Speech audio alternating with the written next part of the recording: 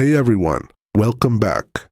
In this quick guide, I'm going to walk you through how to analyze your marketing email campaign performance inside Hubspot.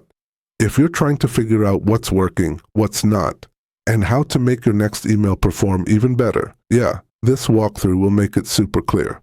So first, go ahead and sign into your Hubspot dashboard. Once you're in, look to the left sidebar and head into the marketing section. Then choose email.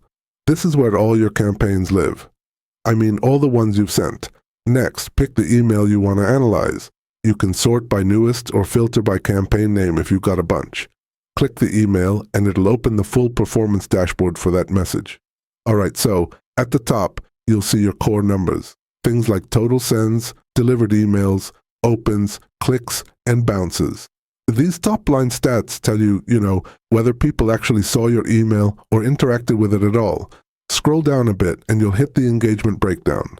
Here you can see which links got clicked, which devices people used, mobile versus desktop, and how long they viewed the email. This part is super helpful for figuring out what content actually grabbed attention. Now, HubSpot also gives you some solid deliverability insights. You'll see soft bounces, hard bounces, unsubscribes, and spam reports.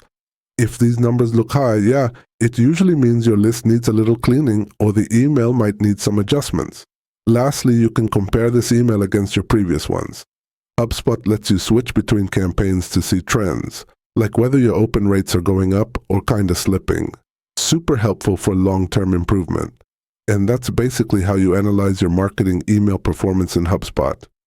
Once you start checking these numbers regularly, you'll get a crystal clear idea of what your audience responds to.